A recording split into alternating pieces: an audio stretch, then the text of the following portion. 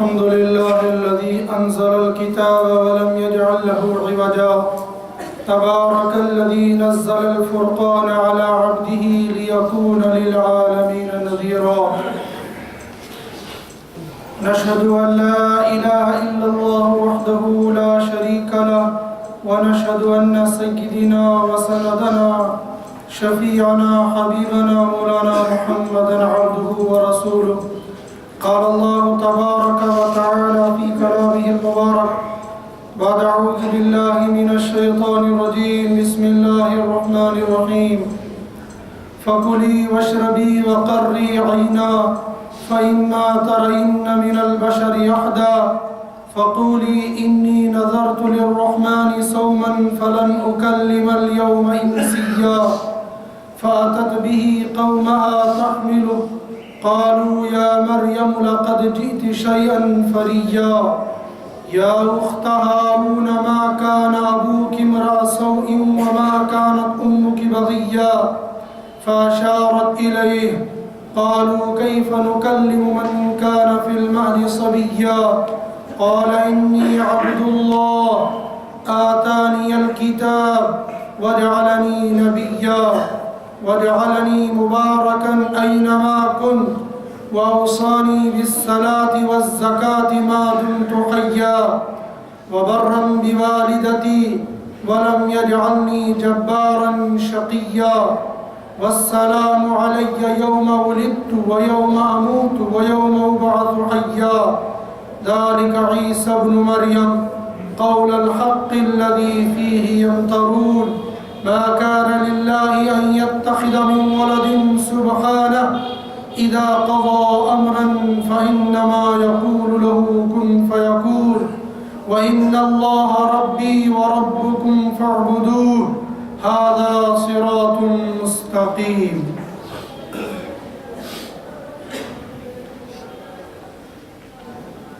ہم لوگ حضرت عیسیٰ علیہ السلام کی حیات طیبہ کو قرآن کی روشنی میں سن اور سنا رہے ہیں. قرآن کی زبانی ہم نے ابھی تک یہ سنا کہ حضرت عیسیٰ علیہ السلام کی والدہ محترمہ حضرت مریم رضی اللہ تعالی عنہا بچپن سے لے کر جوانی تک مسجد اقصیٰ کے کونے میں اللہ کے حضور میں عبادت کرتے ہوئے اپنی زندگی گزار رہی تھی. کسی سے شادی نہیں ہوئی، کوئی نکاح نہ ہوا، لیکن بغیر نکاح اور بغیر شادی کے اللہ سبحانہ و تعالیٰ نے حضرت مریم رضی اللہ تعالی عنہا کو ایک بیٹا دینے کا ارادہ فرما لیا، اور اس ارادے کے اظہار کے لیے حضرت جبریل علیہ السلام 2 مرتبہ تشریف لائے. پہلی مرتبہ الہامی طور پر حضرت مریم رضی اللہ تعالی عنہ کو بتایا گیا کہ تمہیں اس نوعیت کا بیٹا دیا جائے گا. ابھی دے نہیں رہے بلکہ دیا جائے گا. پھر آگے چل کر وہ وقت بھی آ گیا جب بیٹا دینے کا اللہ نے فیصلہ کر دیا تو حضرت جبریل علیہ السلام حضرت مریم رضی اللہ تعالی عنہ کے سامنے انسانی شکل و صورت میں ظاہر ہو گئے. تو حضرت مریم رضی اللہ تعالی عنہ یہ سمجھی کہ یہ بھی انسانوں کی طرح ایک انسان ہے جو میری عفت اور پاک دامنی پر حملہ کرنا چاہ رہا ہے. تو حضرت مریم رضی اللہ تعالی عنہ نے اس کو روکنے کی کوشش کی اور اس سے یہ کہا کہ اگر تو متقی ہے، اگر تو اللہ سے ڈرنے والا بندہ ہے تو انی اعوذ بک، میں تجھ سے پناہ چاہتی ہوں کہ تیرا کنٹرول میرے اوپر نہیں ہونا چاہیے.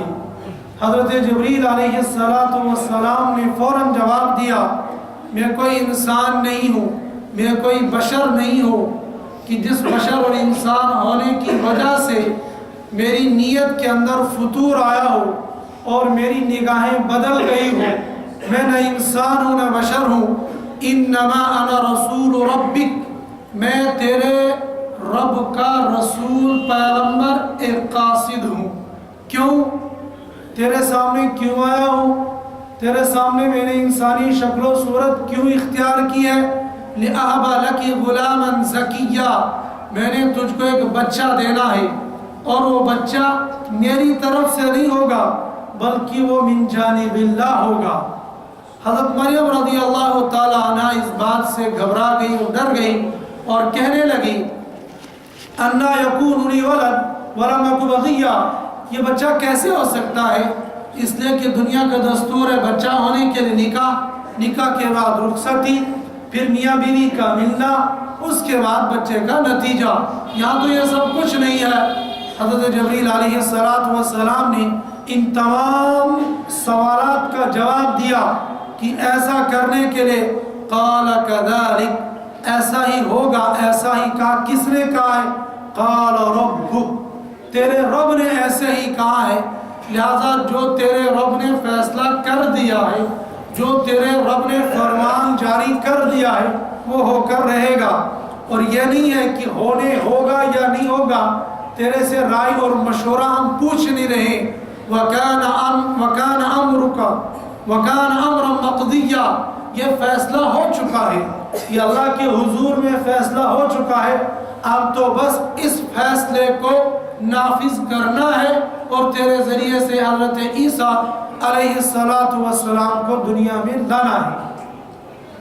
چنانچہ حضرت مریم رضی اللہ تعالی عنہ آنے واحد کے اندر حاملہ ہو گئی، پھر تھوڑی دیر کے بعد درد ذہ ہو گیا، اور تھوڑی دیر کے بعد پھر بچہ بھی پیدا ہو گیا۔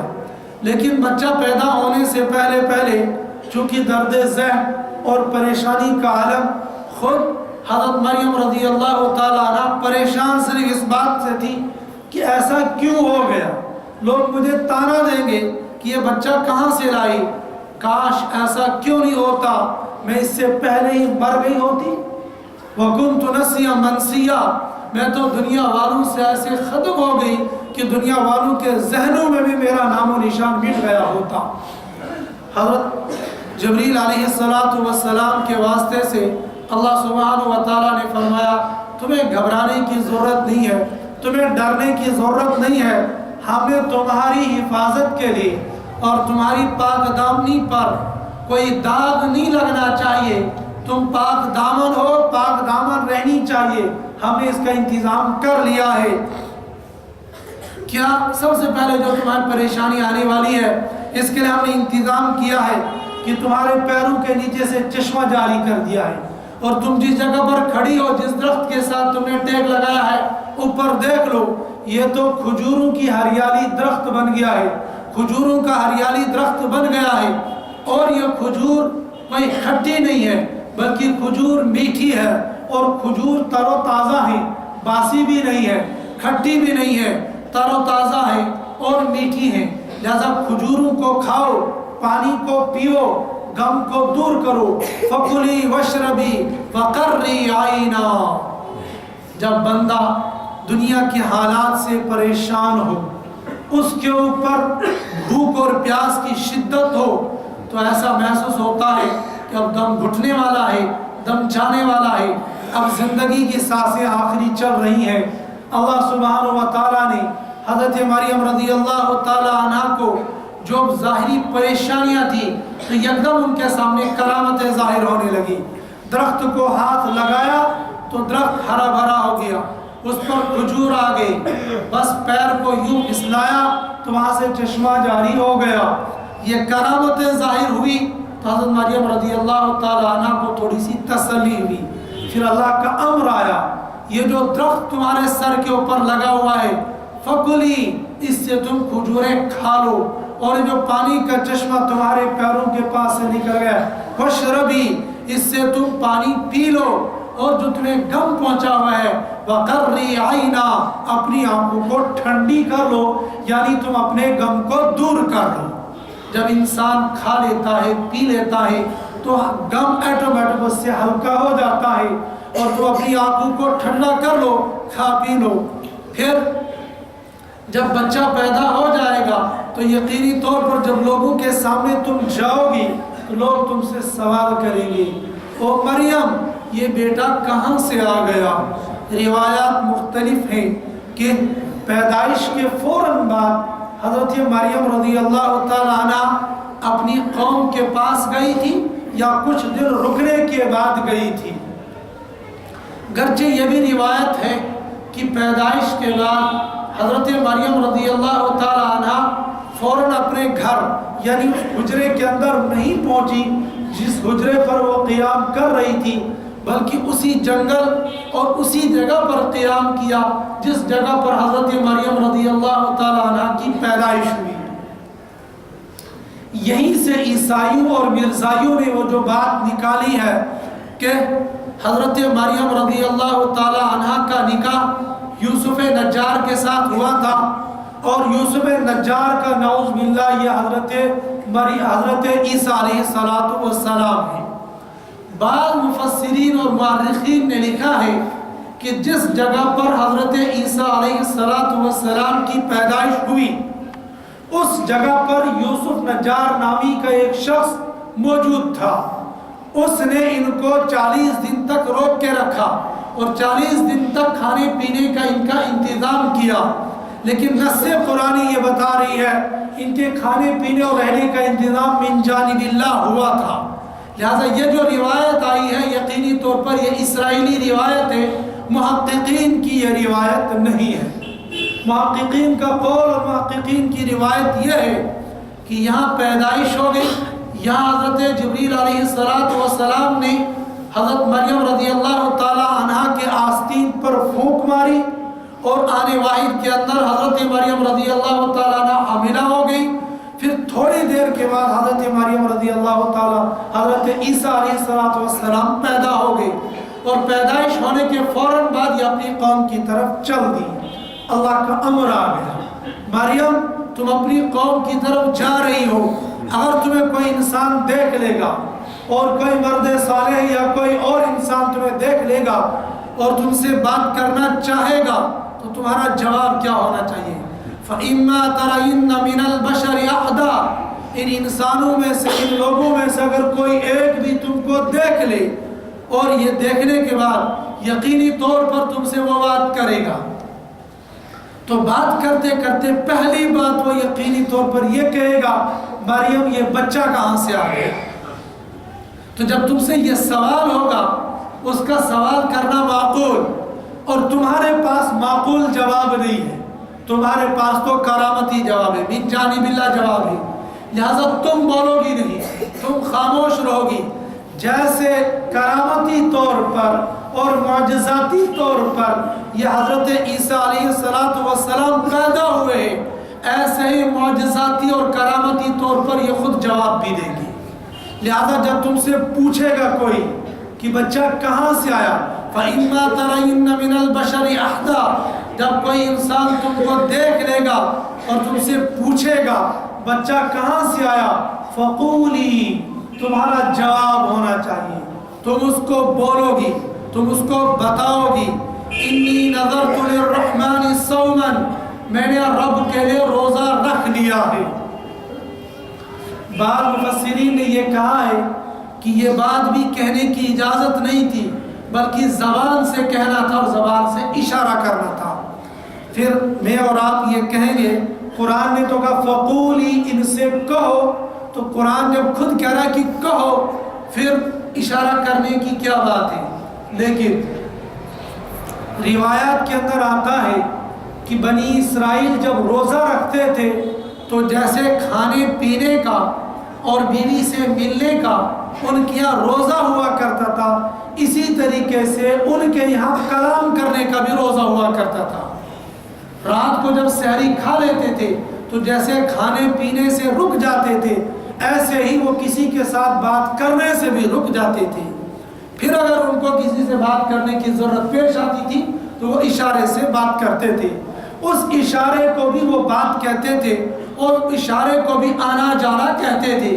اگر کسی کو کہتے تھے آنا تو یوں اشارہ کیا، جانا تو یوں اشارہ کر دیا. اس اشارے کو بھی وہ قول سے تعبیر کرتے تھے. لہذا قرآن کا بھی یہ کہنا درست فقولی تم ان سے کہہ لو تو کہو یعنی زبان سے اشارہ کر لو میرا روزہ ہے. جیسے ان کا اپنا سسٹم ہوگا بات کرنے کا. ہمارے یہاں جو گونگا ہوتا ہے اگر اس کو نمک مانگنا ہوگا مثال کے طور پر یوں مانگے گا یا کوئی اور چیز مانگنی ہوگی. اپنے اپنے ان کے انداز ہے. گونگے کی بھی اپنی ایک زبان ہے, اپنا ایک انداز ہے.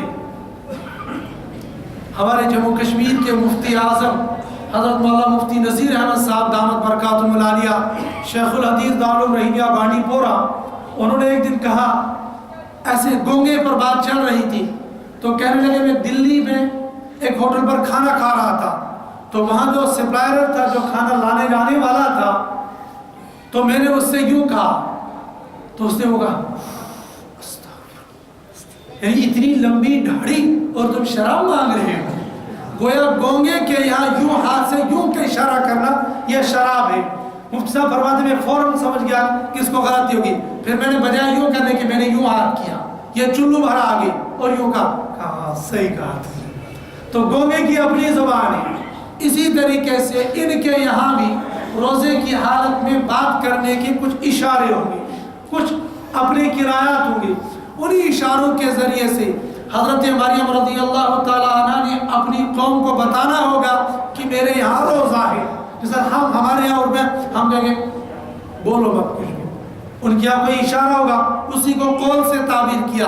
جب وہ تم سے بات کرنا چاہیں گے اور تم سے سوال کریں گے بچہ کہاں سے آیا تو تم کہہ دینا انی نذرت للرحمن صوما, میں نے رب کے لیے روزہ رکھنے کی منت مان لی ہے, میں نے نظر مان لی ہے.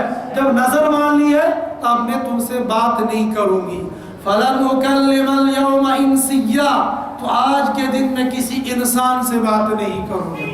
میرا روزہ ہے لہذا کہ کسی انسان سے بات نہیں کروں گی. یہ بات سمجھا دی. پھر حضرت مریم رضی اللہ تعالی عنہ اپنے بچے کو گود میں لے کر یہاں سے چل دی. فَأَتَتْ بِهِ قَوْمَهَا تَحْمِلُ, تو یہاں سے اپنے بچے کو اٹھایا گود میں لیا اور اپنی قوم کے پاس پہنچ گئی. بس جس کا خدشہ تھا اور جو بات اللہ نے سمجھا دی تھی وہی بات سامنے آ گئی. اللہ تو جانتے تھے کہ ایسا ہونے والا ہے, لیکن حضرت مریم رضی اللہ تعالیٰ عنہ تو غیب نہیں جانتی تھی, اس کو تو نہیں معلوم تھا ہونے والا کیا ہے. اللہ جانتے تھے لہذا جواب بھی بتا دیے. جب اپنی قوم کے پاس آ گئی قالوا یا مریم, کہنے لگے لوگ اے مریم لقد جئت شیئا فریا, تم تو بہت بڑا ظلم کر کے آئی ہو, تم تو بہت بڑا بہتان لے کر آئی ہو. شیئا فریا افتراء فریا, ومن اظلم ممن افترا علی اللہ الکذب, کون ہے وہ ظالم انسان جو اللہ کو جھوٹ باندھتا ہے. افتراء فریا شیئا فریا, مریم تم تو بہت بڑا بہتان لے کر آئی ہو, تم تو بہت بڑا جھوٹ لے کر آئی ہو. یعنی نعوذ باللہ تم غلط کام کر کے آئی ہو اور غلطی کا یہ نتیجہ تمہارا بچہ تمہاری گود میں ہے.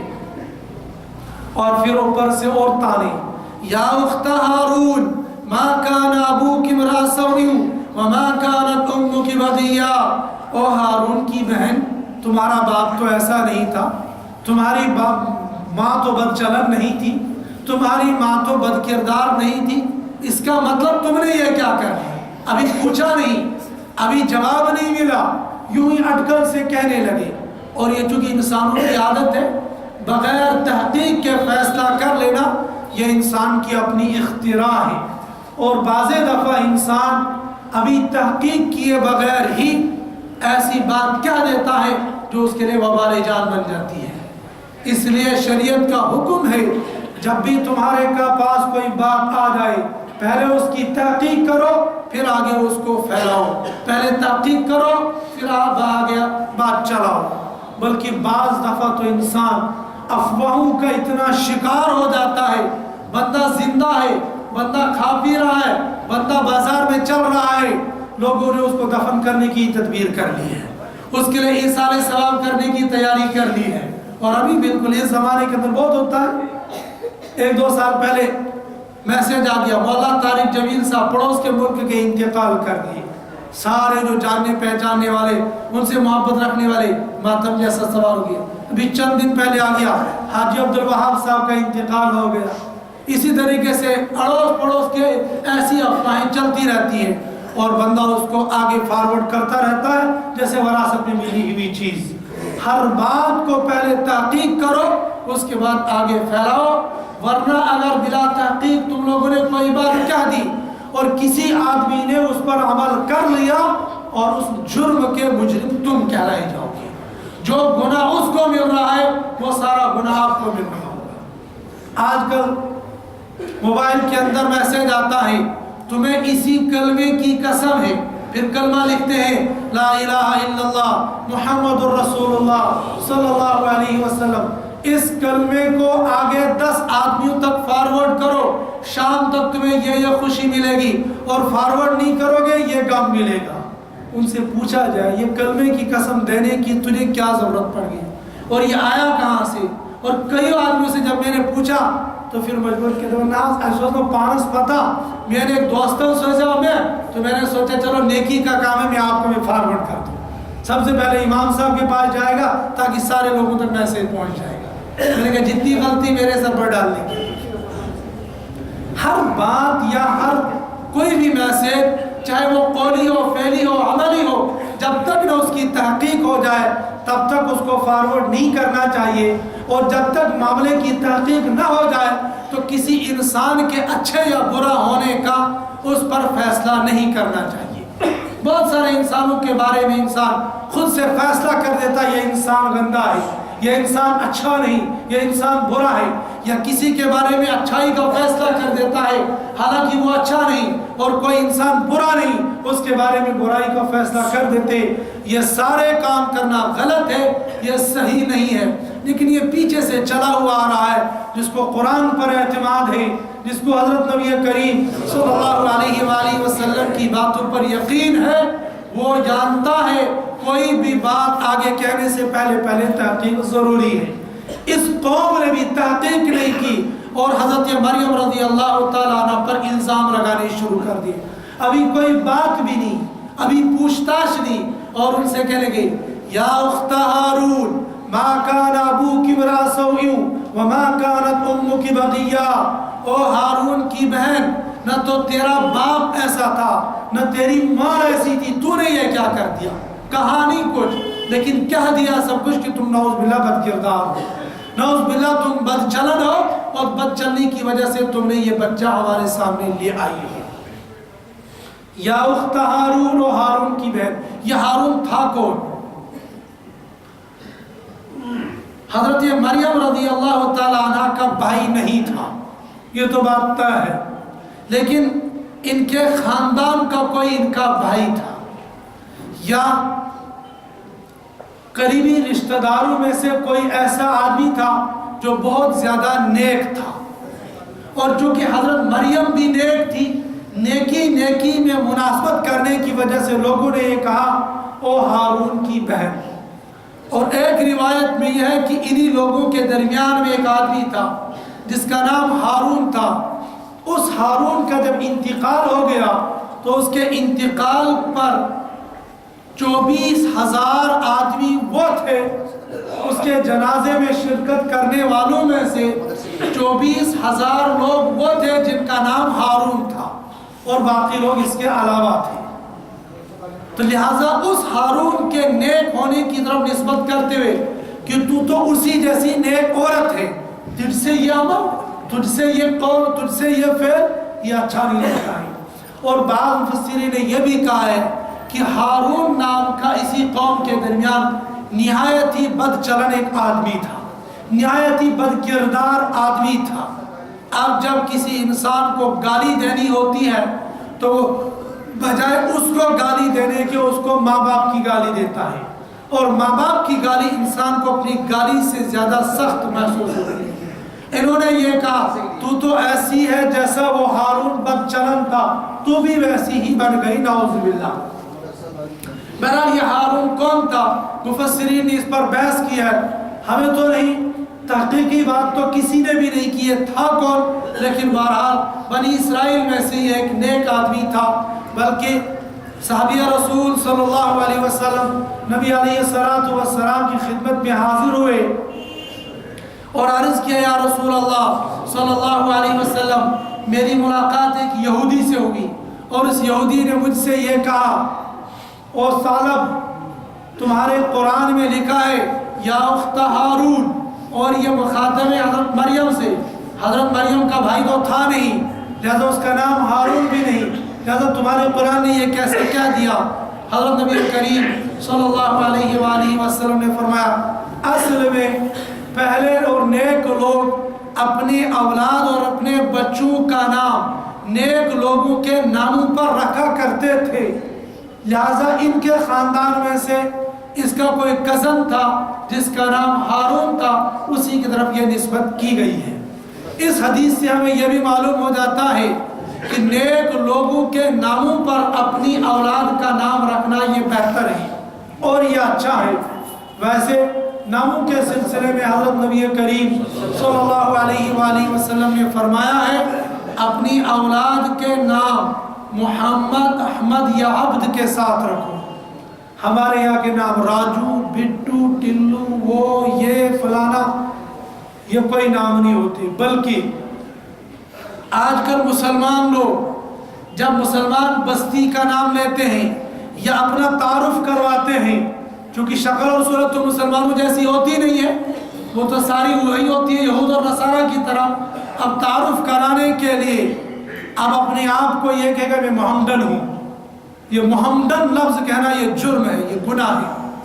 محمدن معلوم نہیں ہے آپ کو کہ محمدن کا لفظ کیا ہے، یہ نبی علیہ السلام کی طرف گالی کو منسوب کیا جاتا ہے۔ بعض ہمارے انگریز دان اس کی تعویلیں بہت ساری کرتے ہیں، لیکن میں مانتا ہوں آپ کی ساری تعویل اپنی جگہ صحیح بھی ہے، لیکن کیا آپ اپنے باپ کے نام کو بگاڑ کر بولنے کو پسند کرو گے؟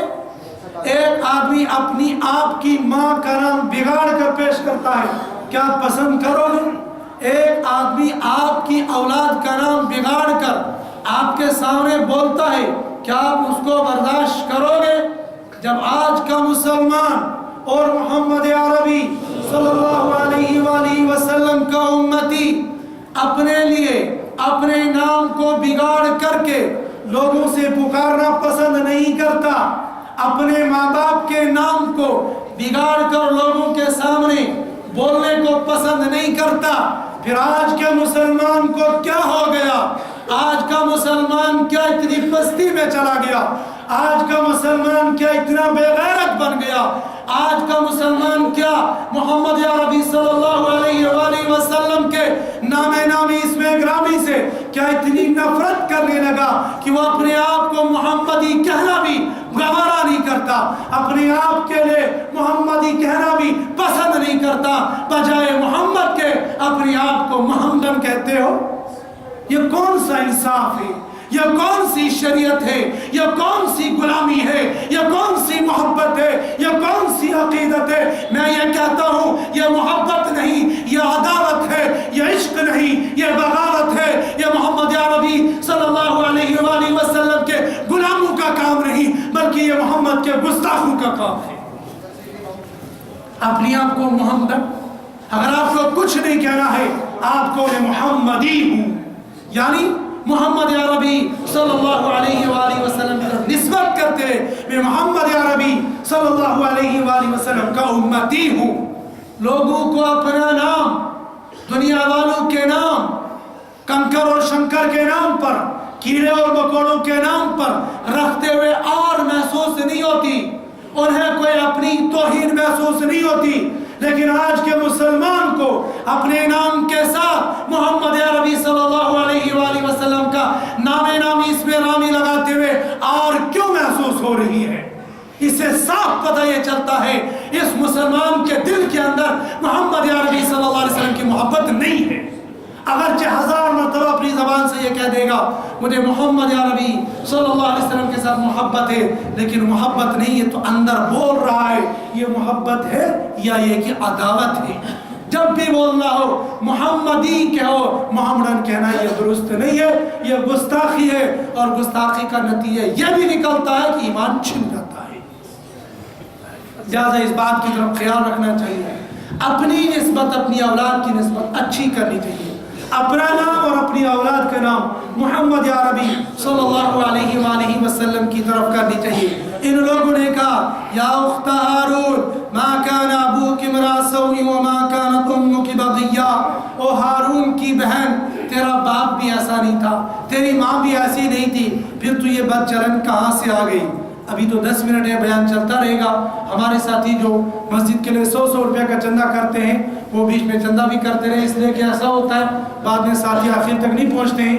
آپ لوگوں میں سے جس نے 100 روپے چندہ دینا ہوگا یا زیادہ کم زیادہ وہ نکال کے رکھے، ساتھی آتے جائیں وہ لیتے جائیں گے، باقی ہم بیان سنتے رہیں گے۔ حضرت مریم رضی اللہ تعالیٰ عنہ نے جواب کچھ نہیں دیا، ان کو بتایا گیا تھا کہ تم نے یہ کہنا ہے کہ میں نے تو آج کے دن کا روزہ رکھ لیا ہے لہذا میں تم سے بات نہیں کروں گی، لہذا اس نے کہا فَأَشَارَتْ إِلَيْهِ، حضرت عیسیٰ علیہ السلام کی طرف انہوں نے اشارہ کیا۔ قوم بھڑک گئی اور قوم غصے میں آ گئی اور کہنے لگی ایک تو یہ کہ تم نے غلطی کی ہے اور اوپر سے تم ہمارے ساتھ مذاق کرتی ہو، کیا یہ ایک دن کا بچہ ہمارے ساتھ بول پڑے گا؟ قالوا کیف نکلم من کان فی المہد صبیا، او مریم تجھے کیا ہو گیا؟ یہ معصوم سا بچہ جو اپنی ماں کی گود میں ہے، جس کو تو ابھی دودھ پینا ابھی تم نے سکھایا ہے، یہ ہمارے ساتھ بولے گا کیسے؟ لیکن اللہ جس سے بلوانا چاہے گا بول پڑے گا، اور اللہ جس کو بولتے بولتے رکوانا چاہے گا رک جائے گا۔ ایک مرتبہ شیطان آ گیا حضرت نبی کریم صلی اللہ علیہ وآلہ وسلم کے پاس اور کہنے لگا محمد صلی اللہ علیہ وسلم میں نے ایک ترکیب سوچی ہے، میں جب تک زندہ رہوں گا آپ کی امت کو گمراہ کرتا رہوں گا، اور جب میرے مرنے کا وقت آ جائے گا میں پڑھوں گا کلمہ شہادت اشہد ان لا الہ الا اللہ واشہد ان محمد عبدہ ورسولہ، میں جنت میں چلا جاؤں گا۔ حضرت نبی کریم صلی اللہ علیہ وآلہ وسلم یہ سن کر پریشان ہوگی کہ بہت بڑا شیطان تو ہے کہ اتنا نالائق ساری زندگی میری امت کو گمراہ کرے گا اور مرتے مرتے خود کلمہ پڑھ لے گا اور میری امت جہنم کے اندر چلی جائے گی۔ نبی علیہ السلام انتہائی غم زدہ اسی غم کے عالم میں تھے کہ حضرت جبریل علیہ السلام تشریف لائی۔ السلام علیکہ یا رسول اللہ صلی اللہ علیہ وسلم، اللہ نے آپ کو سلام عرض کیا ہے، آپ کو سلام کہا ہے اور ایک جملہ ایک کلمہ دیا ہے، آپ اس کلمے کو پڑھ لیجئے۔ یوں تو جو ہی وہی آتی تھی نبی علیہ السلام کو پڑھتے تھے، فرمایا ایک جملہ دیا ہے کلمہ دیا اس کو پڑھیے، کہیے۔ تو حضرت جبریل علیہ السلام نے فرمایا، اللہ پاک نے فرمایا تم کو سبحان اللہ۔ نبی علیہ السلام خاموش، پھر تھوڑی دیر کے بعد کہا کہیے نا یا رسول اللہ صلی اللہ علیہ وسلم سبحان اللہ۔ نبی علیہ السلام پھر خاموش، کہا جبریل نکال تو رہا ہوں یہاں سے یہاں تک آ جاتا لیکن نکال نہیں پا رہا ہوں، کہیے نا سبحان اللہ۔ کہا جبریل نکل نہیں رہا، نکال تو نکل نہیں رہا ہے۔ حضرت جبریل علیہ السلام نے فرمایا یا رسول اللہ صلی اللہ علیہ وسلم، جس اللہ نے اس کائنات کو جس ذات کے لیے بنایا ہے آج اس ذات کو سبحان اللہ کہنے نہیں دے رہی ہے، کیا وہ ذات مرتے مرتے شیطان کو کلمہ پڑھنے دے گی؟ نبی علیہ السلام کے زبان میں خود بخود نکل گیا سبحان اللہ والحمدللہ ولا الہ الا اللہ واللہ اکبر۔ معلوم ہو گیا کہ اللہ جس سے بلوانا چاہے گا بول پڑے گا، اور جس کو بولتے بولتے روک لگانا چاہے گا بریک لگانا چاہے گا اس کو بریک اللہ لگا سکتے ہیں۔ حضرت عیسیٰ علیہ السلام کو اور حضرت یوسف علیہ السلام کو اور ایک راہب، تاریخ کے اندر حدیث کے اندر ان 3 آدمیوں کا بچپن کے اندر بولنے کا ثبوت ملتا ہے۔ حضرت مریم رضی اللہ تعالیٰ عنہ کی گود میں یہ بچہ تھا، حضرت عیسیٰ علیہ السلام اشارے کیا فاشارت الیہ، لوگوں نے کہا کیف نکلم من کان فی المہد صبیا، یہ کیسے بول پڑے گا، یہ تو بچپن میں ہے، یہ تو بول نہیں سکتا، یہ بولے گا کیسے؟ حضرت عیسیٰ علیہ السلام جو دودھ چوس رہے تھے اور دودھ پی رہے تھے، یوں دودھ سے اپنے منہ کو الگ کیا اور پھر کہنے لگے انی عبد اللہ آتانی الکتاب وجعلنی نبیا۔ سارے کے سارے لوگ دیکھ رہے تھے، ساری قوم اکٹھی تھی، ساری قوم جمع تھی۔ حضرت عیسیٰ علیہ السلام نے کہا انی عبد اللہ، اور قیامت تک آنے والے عیسائیوں تم سن لو، میں خدا نہیں ہوں، میں الہ نہیں ہوں، میں معبود نہیں ہوں، میں تو عبداللہ اللہ کا بندہ ہوں۔ اور تمہارا جو خیال ہے کہ میں نعوذ باللہ اللہ کا بیٹا ہوں، میں اللہ کا بیٹا بھی نہیں ہوں، نہ اللہ ہوں نہ اللہ کا بیٹا ہوں، بلکہ کیا ہوں؟ انی عبداللہ، میں اللہ کا بندہ ہوں۔ اسی میں نفی ہوگی، میں اللہ کا بیٹا بھی نہیں ہوں۔ اور ساتھ میں اور دوسری بات بھی سن لو، میں اللہ نہیں ہوں، میں رسول ہوں۔ آتانی الکتاب، اللہ نے مجھ کو کتاب دی ہے، کون سی؟ انجیل۔ کیا یہ انجیل اسی وقت دی گئی تھی؟ تمام علماء، تمام مفسرین، محققین کا اس بات پر اتفاق ہے کہ سارے نبیوں کو 40 سال کی عمر میں پہنچ کر نبوت ملی ہے، لیکن حضرت عیسیٰ علیہ السلام فرما رہے آتانی الکتاب، مجھ کو کتاب دی گئی ہے، وجعلنی نبیا، اور مجھ کو نبی بنا دیا گیا ہے۔ مفسرین نے اس کا جواب دیا ہے، سدی نے اور قرطبی نے لکھا ہے کہ اللہ سبحانہ و تعالیٰ نے لوح محفوظ میں جو کچھ لکھا ہوا تھا وہ حضرت عیسیٰ علیہ السلام کے یا تو سامنے کر لیا اور یا ذہن میں القا کر لیا اور بتا دیا کہ تم کو کتاب ملنے والی ہے، ملی نہیں ہے بلکہ کتاب ملنے والی ہے، اور تم کو آگے چل کر نبی بنایا جائے گا، لیکن تم قبل از وقت اپنی کتاب اور نبوت کا اعلان کر دو کہ مجھ کو کتاب دی گئی ہے اور یا کتاب دی جائے گی اور میں نبی بنایا گیا ہوں، یا آگے چل کر مجھ کو نبی بنایا جائے گا۔ عیسائیوں کے تمام عقیدہ باطلہ کی تردید کر دی گئی، لہٰذا وہ لوگ جو عیسائیوں کے لٹریچر کو پڑھتے ہیں اور پڑھ کر وہ ڈاؤٹ ہو جاتا ہے، بلکہ ایک پڑھا لکھا آدمی مجھے یہ کہنے لگا، بالکل مسلمان، پکا سچا مسلمان، کہنے لگا مفتی صاحب ویسے ایک بات میں ہمارا اور عیسائیوں کا تو اتفاق ہے نا۔ میں نے کہا کیا؟ کہ اس بارے میں کہ حضرت عیسیٰ علیہ السلام کو آسمان پر اٹھا لیا گیا ہے۔ میں نے کہا بالکل۔ کہنے کا پھر ہمیں ان سے لڑنے جھگڑنے کی یا ان کے اوپر تنقید کرنے کی کیا ضرورت ہے؟ میں نے کہا تمہیں بعد والی بات تو سن لی لیکن پہلی والی بات ان کی نہیں سنی اور پہلا والا عقیدہ نہیں دیکھا۔ میں نے کہا تیرا عقیدہ حضرت عیسیٰ علیہ السلام کی سولی پر چڑھانے کا کیا ہے؟ کیا عیسیٰ علیہ السلام کو سولی پر چڑھایا گیا تھا یا نہیں چڑھایا گیا تھا؟ کہنے لگا نہیں چڑھایا گیا تھا۔ میں نے کہا وہ تو کہتے ہیں چڑھایا گیا تھا، اور تم کہو گے بھی کیسے؟ انشاءاللہ آگے آ جائے گا کہ حضرت عیسیٰ علیہ السلام کو وما قتلوه وما صلبوه ولكن شبه له۔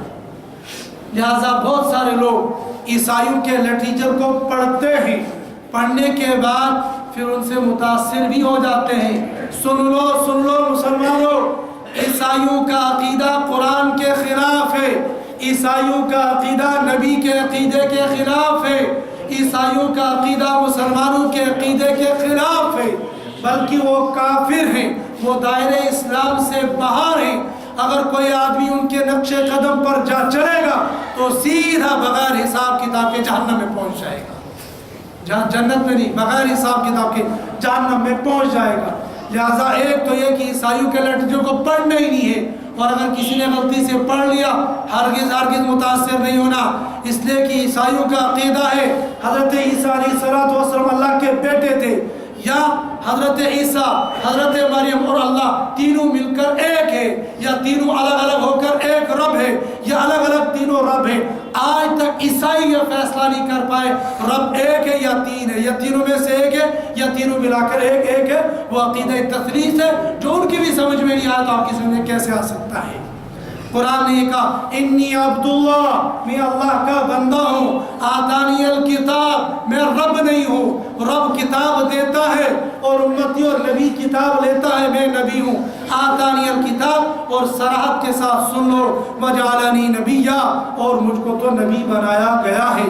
لہذا حضرت عیسیٰ علیہ السلام کے بارے میں قرآن اور حدیث جو عقیدہ بیان کر رہے ہیں، اللہ پاک سے دعا ہے اللہ پاک مجھے اور آپ کو قرآن کے مطابق، حدیث کے مطابق حضرت عیسیٰ علیہ السلام کے بارے میں جو عقیدہ بیان کیا گیا ہے، اللہ میرا اور آپ کا عقیدہ ویسا ہی بنا دے۔ اللہ مجھے آپ کو عمل کرنے کی توفیق عطا فرمائے۔